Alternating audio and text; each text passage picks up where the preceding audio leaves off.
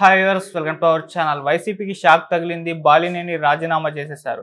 మరి ఆయన రాజీనామా గల కారణాలు ఏంటి, మరి ఆయన ఫ్యూచర్ కార్యాచరణ ఏంటి, ఇప్పుడు ఇదే అంశం మీద డిస్కస్ చేయడానికి ప్రజెంట్ మనతో పాటు జర్నలిస్ట్ చరణ్ పర్మి గారు ఉన్నారు. వారితో ఒకసారి మాట్లాడదాం. హాయ్ అన్న. హాయ్ అన్న, వైసీపీలో కీలక నేతగా వ్యవహరించారు బాలినేని గారు. ఇప్పుడు ఆయన కూడా రిజైన్ చేసేసారు పార్టీకి. మరి వైసీపీ అసలే కష్టాల్లో ఉన్న ఈ టైంలో మరి ఈయన రాజీనామా మరి ఏ విధంగా చూస్తారంటారు? అసలు రాజీనామా చేయడానికి కారణం ఏంటి, మరి ఇప్పుడు ఆయన ఫ్యూచర్ కార్యాచరణ ఏంటి, పార్టీలోనే జాయిన్ అయిపోతున్నారా? యాక్చువల్గా బాలినేని ఈరోజు ఈవినింగ్ ప్రెస్ నోట్ అయితే ఒకటి రిలీజ్ చేశారు, తను రాజీనామా చేస్తున్నట్టు. అయితే పార్టీ కష్టాల్లో ఉన్నప్పుడు అంటే ఎవరైనా సరే ఫక్తు రాజకీయ నాయకుడు చేసే పని ఏంటంటే పార్టీ కష్టాల్లో ఉన్నప్పుడు అక్కడ వదిలేసి వెళ్ళిపోవడం. ఇది రాజకీయ నాయకుల తెలివి. ఇక్కడ అదే కనిపిస్తుంది బాలినేని గారి ఇది కూడా చూస్తే. అయితే ఆయన రాజకీయాల్లో చాలా అనుభవం ఉన్న వ్యక్తి, ఉమ్మడి ఒంగోలు జిల్లాలో చాలా పట్టున్న వ్యక్తి. ఇప్పుడు ప్రకాశం జిల్లాలో మంచి పట్టున్న వ్యక్తి. ఒంగోలు నియోజకవర్గం నుంచే కాకుండా అనేక ప్రాంతాల నుంచి కూడా ఆయనకి ఒక విధమైన ఇన్ఫ్లుయెన్స్ అయితే ఉంది. నిజం చెప్పాలంటే ప్రకాశంలో, పశ్చిమ ప్రకాశం కావచ్చు, అనేక ప్రాంతాల్లో ఆయన మాటతోటి నాయకులను తీసుకొచ్చే కెపాసిటీ ఉన్న వ్యక్తి. అంటే ఆయన చెబితేనే నాయకులను నిలబెట్టే పరిస్థితి కూడా ఒక దశలో ఉంది. అయితే తర్వాత కొద్ది కాలంగా వైసీపీ పార్టీలో అటువంటి ఆయన ఇన్ఫ్లుయెన్స్ అనేది కొద్దిగా కోల్పోతున్నమాట వాస్తవం. బహుశా ఈ కారణంతో ఆయన ఇప్పుడు రాజీనామా అయితే చేశాడు అనుకోవాలి. అయితే దీంట్లో వేరే ఫర్దర్ కారణాలు కూడా ఉన్నాయి. అవేంటనేది మనం ఒకసారి చూడాలి. నిజానికి ఇప్పుడు ఆయన వచ్చిన ప్రెస్ నోట్లో కూడా ఆయన ఏం మెన్షన్ చేశాడంటే, రాజకీయాల్లో నేను ఎంతో కాలంగా రాజకీయాల్లో ఉన్నాను, అనేక సార్లు ఎమ్మెల్యేగా చేశాను, అదేవిధంగా మంత్రిగా కూడా చేశాను, వీటన్నిటి విషయంలో నేను చాలా గర్వంగా ఫీల్ అవుతున్నాను, ఎంతో సంతృప్తిగా ఉంది అని చెప్పేసి ఆయన అన్నాడు. దీంతోపాటు ప్రస్తుత రాజకీయాల్లో ప్రజల కోసం నేను ఎంతో చేయడానికి వచ్చాను, నేను చేసిన దాని విషయంలో సంతృప్తి ఉంది. అయితే జగన్ గారికి సంబంధించి అనేక విషయాల్లో గత ప్రభుత్వంలో ఆయన కీలకంగా ఉన్నాడు కాబట్టి జగన్ గారు వైఎస్ఆర్సీపీ గవర్నమెంట్లో ఆయన చేస్తున్న అనేక విషయాల మీద నేను ఆయనకి అడ్డు చెప్పడం జరిగింది, ఆయన్ని వ్యతిరేకించడం జరిగింది అని చెప్పేసి అన్నాడు. అలా వ్యతిరేకించి కొన్ని విషయాలు, అంటే ఆ విషయాలు మెన్షన్ చేయలేదు కానీ అలా వ్యతిరేకించినప్పుడు ఆయన నన్ను కాస్త దూరం పెట్టాడు అన్నట్లుగా ఆయన మాట్లాడారు. దాంతోపాటు ప్రస్తుత రాజకీయాలు కాస్త హుందాతనాన్ని, గౌరవాన్ని కలిగి ఉండాలి, ఆ విధంగా కాకుండా కాస్త చిల్లర రాజకీయాలాగా మారడం అనేది బాధాకరం. కాబట్టి ఇటువంటి వాటన్నిటికీ నేను వ్యతిరేకము, హుందాతో కూడిన రాజకీయాలు మాత్రం చేయాలనేది నా ఉద్దేశం, కాబట్టి నేను పార్టీకి రాజీనామా చేస్తున్నాను అని చెప్పేసి ఆయన చెప్పాడు. అలాగే ఆయన భవిష్యత్ కార్యాచరణ ప్రెస్ నోట్లో ఏమి ఇవ్వలేదు కానీ విడిగా ఆయన కొన్ని మీడియా సంస్థలతో మాట్లాడుతూ, అంటే అది కూడా ఫోన్లోనే కాంటాక్ట్లోకి వచ్చారు, పెద్దగా స్పందించింది లేదు కానీ చాలా తక్కువ మాట్లాడుతూ ఆయన ఒక ఫీలర్ అయితే వదిలారు. అదేంటంటే, మీరు నెక్స్ట్ ఏ పార్టీలో జాయిన్ అవ్వబోతున్నారు, మీ రాజకీయ ప్రస్థానం ఏంటి అని అడిగినప్పుడు ఆయన బాలినేని గారు నేను నెక్స్ట్ పవన్ కళ్యాణ్ కలవబోతున్నాను అని చెప్పి ఆపేశారు. అంతకుమించి ఒక విషయం కూడా ఎక్కువ చెప్పలేదు. అంటే బహుశా బాలినేని గారు ఆల్రెడీ గత కొద్ది రోజుల నుంచి ఈ ప్లాన్లో ఉన్నారేమో అని మనకు అనిపిస్తుంది. ఎందుకంటే ఎలక్షన్కు ముందే ఆయన వైఎస్ఆర్సీపీ విధి విధానాలు కొన్ని విమర్శించాడు, అది ఇండైరెక్ట్గా. అలాగే తన నియోజకవర్గం నుంచి తీసి వేరే చోటకి బదిలీ చేయాలి అనుకున్నప్పుడు కూడా ఆయన దాన్ని పూర్తిగా వ్యతిరేకించాడు. ఎందుకంటే ఆయన రాజకీయాలకు వచ్చినప్పటి నుంచి కూడా ఆ నియోజకవర్గంలో ఆయనకున్న పట్టు కావచ్చు, జిల్లా వ్యాప్తంగా ఆయనకున్న పేరు కావచ్చు, ఇవన్నీ కూడా ఆయనకు ఆ నియోజకవర్గంలో హెల్ప్ అవుతాయి. తీసుకెళ్ళి ఎక్కడో పడేస్తే వేరే జిల్లాలో, వేరే నియోజకవర్గంలో ఆయనకి ఎందుకు వాల్యూ ఉంటుంది? ఇదే గవర్నమెంట్ ఉద్యోగాలు కాదు కదా, ఎక్కడికి పోయినా అదే డ్యూటీ, అదే సీటు అనుకోవడానికి.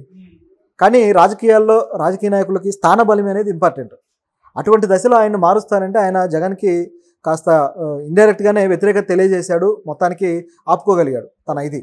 ఆ తర్వాత చూస్తే మొన్న కూడా ఎలక్షన్లో ఓడిపోయిన తర్వాత తన ఓటమి ఏదైతే ఉందో ఇది సరైంది కాదు, నేను మాక్ పోలింగ్కి వెళ్తాను అని చెప్పేసి కోర్టులో కేసు కూడా వేశాడు. తర్వాత ఎలక్షన్ కమిషన్ ముందుకు వచ్చి ఏదైతే కౌంటింగ్ చేయడానికి పూనుకుందో ఈ రీకౌంటింగ్లో కూడా ఆయన మధ్యలో నుంచి వెళ్ళిపోయి ఇది సరిగా లేదు మీ రీకౌంటింగ్ అని చెప్పేసి అడ్డం తిరిగాడు. ఇవన్నీ జరుగుతూ వచ్చాయి. అంటే ఇవన్నీ కూడా ఎవరి మీద జరుగుతూ వచ్చాయి? ఆయనకు ఆపోజిట్గా గెలిచిన టీడీపీ అభ్యర్థి మీద జరుగుతూ వచ్చాయి. మొత్తానికి తన ఎన్నిక ఏదైతే ఉందో, తన ఓటమి ఇప్పటికీ కూడా ఆయన అంగీకరించట్లేదు. అంటే ప్రజలే తను ఓడించాలని అంగీకరించట్లేదు, ఆ పరిస్థితిలో ఉన్నాడు. అయితే అక్కడ నుంచి అది పోవడము, ఆ కేసు అనేది ఇక సమస్య పోవడం జరిగింది. ఎలక్షన్ కమిషన్ కూడా ఆయనే వేశాడు, ఇప్పుడు ఆయనే వెళ్ళిపోయాడు, మేమేం చేయమని చేతులు ఎత్తేశారు. ఇవన్నీ ఒక ఎత్తులో జరుగుతూ వచ్చాయి. కానీ ఇది ఎవరు ఊహించలేదు. అంటే బాలినేని సడన్గా ఇటువంటి స్టెప్ తీసుకుంటాడని ఎవరు ఊహించాల. బహుశా ఆయనకి ఎలక్షన్ ముందు నుంచి కూడా ఈ అభిప్రాయం ఉండాలి. ఎందుకంటే గతంలో ఆయన మాట్లాడిన మాటలు చూస్తే వైఎస్ఆర్సీపీ పార్టీ మళ్ళీ తిరిగి అధికారంలోకి వస్తుందన్న భరోసా ఆయన పూర్తి స్థాయిలో చూపించలేకపోయాడు. ఎందుకంటే ఎప్పుడైతే కూటమి ఇన్ఫ్లుయెన్స్ స్టార్ట్ అయిందో ఇక కష్టం అనేది ఆయనకు కూడా అర్థమైంది. మరి అంత అర్థమయ్యి జగన్ మీద ఇండైరెక్ట్ విమర్శలు చేసిన వ్యక్తి గతంలోనే ఎందుకు పార్టీ మారలేదు? రెండోది, అంత అర్థమైన వ్యక్తి మరి తనకు మాత్రం ప్రజలు ఓటేస్తారని ఎలా అనుకున్నాడు? సో ఈ మాక్ పోలింగ్ అనేది ఒక డ్రామా అనేది అర్థం చేసుకోవాలి మనం ఇప్పుడు దీన్ని బట్టి చూస్తే. సో పార్టీతో ఆయనకున్న విభేదాలని ఏదో విధంగా ముందుకు తీసుకెళ్ళడానికి కోసమే ఇది ఆడినట్టుగా కనిపిస్తుంది ఈ మాక్ పోలింగ్ డ్రామా కూడా. సో ఇది మొత్తానికి ముగిసిపోయింది. ఇప్పుడు పార్టీలో ఆయన ఒక రకంగా ఒంటరిగానే ఉన్నాడు. ఎందుకంటే గెలిచిన ఎమ్మెల్యేలతోటి జగన్ సపరేట్గా కూటమిని ఏర్పాటు చేస్తూ ముందుకెళ్తున్నాడు. మరోవైపు మొన్న ప్రకటించిన కార్యవర్గ సమావేశంలో అనేక పదవులు ప్రకటించాడు. అందులో ప్రతినిధులు కావచ్చు, ప్రజాప్రతినిధులు కావచ్చు, స్పోక్ పర్సన్లు కావచ్చు, ఇట్లా రకరకాలుగా కొన్ని ఇవ్వడం జరిగింది. అడ్వైజరీ కమిటీ కావచ్చు, ఇవన్నీ కూడా. సో వేటిల్లో కూడా బాలినేనికి ప్రాధాన్యత లేదు. సో ఇది కూడా ఒక కారణం. అయితే బహుశా ఆయన ఎలక్షన్ ముందే ఎవరు అధికారంలోకి వస్తే వాళ్ళతో ఉండాలని డిసైడ్ అయ్యి ఆగినట్టుగా కనిపిస్తుంది. అలా ఆగి ఇప్పుడు అధికారంలోకి వచ్చింది టీడీపీ జనసేన కూటమి కాబట్టి వీళ్ళతోటి ఇప్పుడు రాజకీయం మొదలెడితే బాగుంటుందనే ఆలోచనతో స్టెప్ తీసుకున్నట్టు ఉంది. ఫక్తు రాజకీయ నాయకుడే, దాంట్లో ఎటువంటి సందేహం లేదు. పైగా ఆయనకు మరో క్వశ్చన్ కూడా ఉంది ఆయన మీద. ఏంటంటే అసలు జగన్ చేసిన ఏ యాక్టివిటీస్కి గత ప్రభుత్వంలో మీరు వ్యతిరేకించారు అనే క్వశ్చన్ ఉంది ఆయన మీద. తను ఏదో ప్రెస్ నోట్లో మెన్షన్ చేశాడు, ఏదో నేను వ్యతిరేకించాను అని. ఏం వ్యతిరేకించానని ప్రశ్న వచ్చినప్పుడు ఆయన ఏదో మీడియాకి ఏదో చిన్నపాటి చెప్పడానికి ప్రయత్నించారు, కానీ అది ఏమాత్రం కరెక్ట్గా లేదు. అంటే ఇసుక విషయంలో, ఇసుక పాలసీ విషయం కావచ్చు, అదేవిధంగా మద్యం పాలసీ కావచ్చు, వీటన్నిటిలో నేను ప్రశ్నించాను అన్నాడు. ఏం ప్రశ్నించారు అంటే నీళ్లు నమ్మలేడు, చెప్పలేకపోయాడు. నేను పలానాది ప్రశ్నించాను అంటే అప్పుడు దానికి ఆన్సర్ ఉంటుంది. అలా లేదనమాట. మరి జగన్ ఏం స్పందించారంటే జగన్ నేను చేసేది కరెక్ట్, నీకేం తెలియదు అన్నాడట. సో ఈ విధంగా ఆయన చెప్పడాన్ని బట్టి చూస్తే జగన్ చేసిన ప్రతి యాక్టివిటీ విషయంలో ఈయన సైలెంట్గానే ఉన్నాడనేది క్లియర్. ఏం పెద్దగా మాట్లాడినట్టుగా లేదు.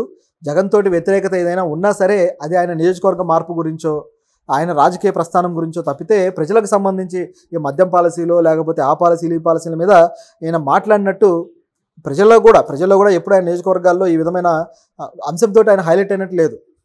కాబట్టి ఇది కేవలం రాజకీయపరమైన, పార్టీ మారేటప్పుడు ఎవరైనా సరే ఇదే మాట్లాడతారు. నేను ప్రజల కోసం పోరాడాను, మా నాయకుడు పట్టించుకోలేదు, మా పార్టీ పట్టించుకోలేదు కాబట్టి నేను పార్టీ మారుతున్నాను, లేకపోతే నేను ప్రజల కోసమే పనిచేయాలి కాబట్టి అధికారంలో ఉన్న వాళ్ళతో కలిస్తే మేము సేవ చేయడానికి ఎక్కువ అవకాశం ఉంటుందని మారుతున్నాము. ఇట్లా రకరకాలుగా ప్రజాసేవను ముందుకు తీసుకొచ్చి మారుతూ ఉంటారు. ఇది ఇక్కడ ఉన్న స్ట్రాటజీ. అయితే రేపు పవన్ కళ్యాణ్ గారిని కలవడం అనేది ఏదో క్యాజువల్గా కలవడం కాదు, దాదాపు పార్టీ ఆయన మారడమే, అంటే ఆ పార్టీలో జాయిన్ అవ్వడమే అనేది క్లియర్. ఇక్కడ తన అనుచరులు అలాగే తనతో పాటు ఎవరైతే లోకల్ స్థాయి నాయకులు ఉన్నారో ఆ నాయకులందరితో పాటు వెళ్ళి జనసేనలో జాయిన్ అవ్వబోతున్నాడు అనేది ఇప్పుడు వార్త.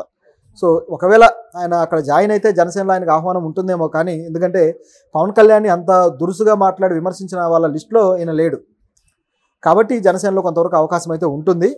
కాకపోతే రాజకీయంగా ఆయనకు మరి ఎటువంటి పదవులు ఇస్తారు ఏంటి అనేది చూడాల్సి ఉంది. ఇప్పుడైతే చాలా మంది రాజీనామా చేసి వెళ్ళిపోవడం మనం చూస్తాం, ఎమ్మెల్సీలు, ఎంపీలు వీళ్ళంతా కూడా. మరి ఇటువంటి డిఫికల్ట్ కండిషన్ని జగన్మోహన్ రెడ్డి గారు ఏ విధంగా హ్యాండిల్ చేస్తారంటారు? జగన్మోహన్ రెడ్డి గతంలోనే ఒక 2-3 ఎమ్మెల్యేలు మారతారు అనే వాదన వచ్చినప్పుడే, నిజానికి ఎమ్మెల్యేలు మారలేదు కానీ వీళ్ళు మారారు. ఎవరైతే ఎమ్మెల్యేలు కాకుండా ఉన్నారో వాళ్ళందరూ మారుతూ ఉన్నారు. అంటే ఎలక్షన్లో ఓడిపోయిన వాళ్ళే ఎక్కువ మారారు నిజానికి పార్టీలన్నీ కూడా. ఎందుకు వీళ్ళు ఇట్లా మారుతున్నారు అనే ప్రశ్న వచ్చినప్పుడు జగన్ ముందుకు తీసుకెళ్తే, మారే వాళ్ళని మేమేమీ ఆపట్లేదు, పార్టీలను వదిలేసి వెళ్ళిపోయే వాళ్ళు వెళ్ళిపోవచ్చు, వచ్చిన వాళ్ళని మేము ఆపము, వచ్చే వాళ్ళు రావచ్చు అని చెప్పేసి జగన్ అన్నారు. నిజానికి ఆ వ్యాఖ్య ఎలా ఉందంటే వాళ్ళని ఆపే శక్తి ఆయనకు లేక ఏదో ఇక చెప్పేసినట్టుగా ఉందన్నమాట. అంటే కాడి వదిలేసినట్టుగా ఉంది ఆ మాట. అయితే ఇందులోనే మరో గమనించాల్సిన విషయం ఏంటంటే జగన్ ఇటువంటి వ్యాఖ్య చెబుతూనే వాళ్ళు ఎవరైతే ఇప్పుడు ఆయన పార్టీ మారుతున్నారో వీళ్ళందరూ కూడా వీళ్ళు తన స్వలాభం కోసం మారుతూ ఉన్నారనేది క్లియర్ ఇక్కడ. కానీ వాళ్ళ మీద ఎటువంటి వ్యాఖ్య జగన్ చేయలేదు. ఈ వ్యక్తి ప్రభుత్వంలో ఉన్నప్పుడు ఇలా చేశాడు, లేకపోతే ఈ వ్యక్తి ఇలా చేశాడు, ఈ వ్యక్తికి చిత్తశుద్ధి లేదు, లేకపోతే ఇట్లా ఏ వ్యక్తి మీద కూడా జగన్ మాట్లాడలేదు. ఎందుకు మాట్లాడలేదంటే మళ్ళీ వీళ్ళని కానీ లేకపోతే మరికొంతమంది ఇతర పార్టీలో ఉన్న వాళ్ళని కానీ తన పార్టీలోకి ఆకర్షించుకునే ప్రణాళిక అనేది ఆయనకు ఉంది కాబట్టే వాళ్ళ మీద ఎటువంటి వ్యతిరేకత మాట్లాడలేదు. ఇప్పుడు కూడా బాలినేని మీద అంత వ్యతిరేకంగా మాట్లాడుతున్నా అనుకోవడానికి ఏం లేదు. ఆయన ఏదో వ్యాఖ్యలు చేస్తారు, వెళ్ళిపోతారు. సో ఇది సాధ్యమవుతుంది. బహుశా మిగతా స్పోక్ పర్సన్లు ఎవరైతే ఉన్నారో వీళ్ళు మాట్లాడొచ్చు. ఓకే అండి, thank you so much. Thank you.